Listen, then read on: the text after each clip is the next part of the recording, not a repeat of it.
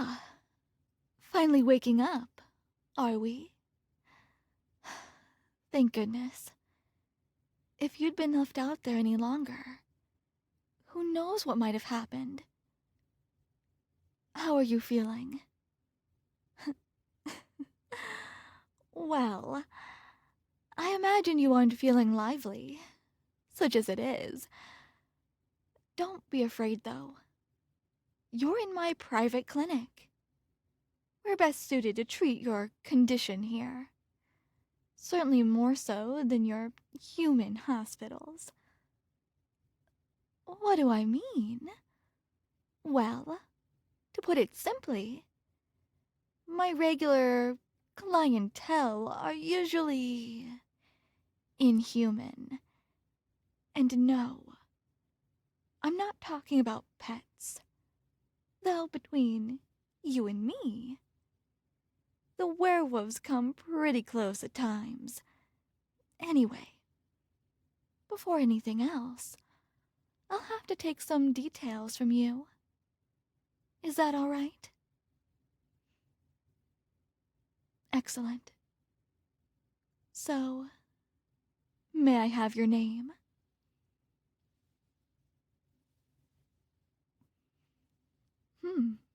It suits you. Though if a fey creature ever asks you for it, it's best you give them something they can't use. Names have power after all. Your age and birthday? Excellent. And your address? Lovely. I'll contact transportation for you once we're done. Anyway, I suppose you have questions, don't you? Who am I? Well, I'm a vampire. Forgive me. I haven't even introduced myself yet. I am Dr. Ame, of the Vitae bloodline. As such, your introduction to the Netherworld. This varied and often dysfunctional community of ours.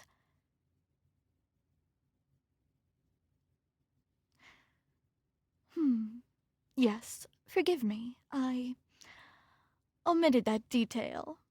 Terribly sorry. You were bitten by one of my kind. What bloodline they were from and what institution was tasked with overseeing them is beyond my current knowledge. Not my area of expertise, I'm afraid. I only heal wounds. Not my responsibility to seek out the perpetrators. Have no fear, though. The relevant authorities are seeking them out, and they'll notify you as soon as they locate the perpetrators. The last thing they want is a new blood thinking this sort of event is a common occurrence. As for yourself, you are a rather unique case.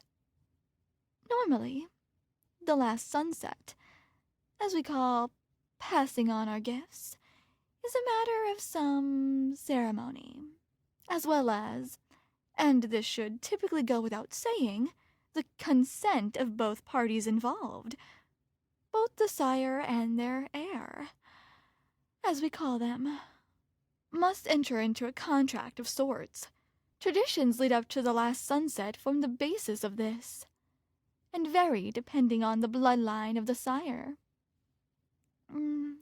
Such as, well, for example, if your sire was a Vitae, like myself, or from one of our subsidiary bloodlines, such as the Galvani or the Angravens, you would be expected to learn the way of high society. It's one of our many little conceits, sadly. Although, it would also come with an education. I received my medical knowledge through my sire. They started their own career as a field surgeon in one of Caesar's legions during the Gallic War. I should say, I personally haven't always been just a healer, but that's a story for another time. As I say, though, your circumstances are rather unique. In truth, You're not even a full vampire. You are what's called a Dhampir, a half-blood. How did that happen? Well, normally Dhampirs are the result of interbreeding between humans and full vampires, but it appears that, assuming my own theories and the available knowledge is correct, that the bite you received unlocks some latent vampiric genes in your blood. They've helped to keep you at least partly human, and that, believe it or not, will be your greatest asset in the future. How so? Well, all of us have our weaknesses, you know, not the garlic and crucifixes your human brethren obsessed over, but weaknesses all the same. Some are universal, like azores. That's an alchemic substance deprived from mercury. Horrid stuff. Can burn both flesh and spirit if given the chance. Other weaknesses are bloodline specific. But your kind has a unique immunity to almost all of them. Doesn't make you invincible, but it certainly gives you an advantage over the rest of us. Some don't like that. Others will want to make use of it. My advice, though, whatever else is true, you remain a child of the dark. Singular, yet legion in face and opposition. As to what that means to you, well, you're going to have to figure out that for yourself, I'm afraid. Now then, you should start experiencing some physical sensations that may be quite jarring at first. Increased heart rate, insomnia, etc. This is nothing to worry about. Just your body adjusting to your new gifts.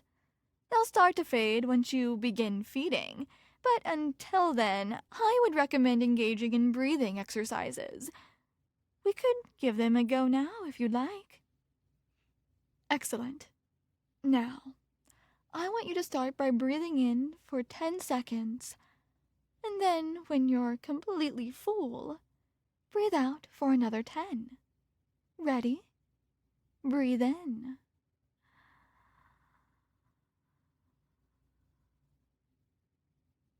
Breathe out.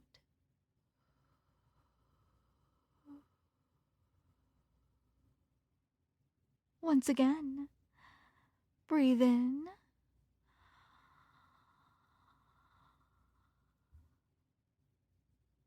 Breathe out.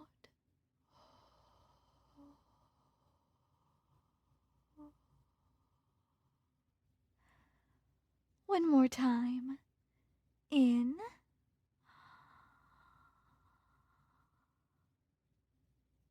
Out.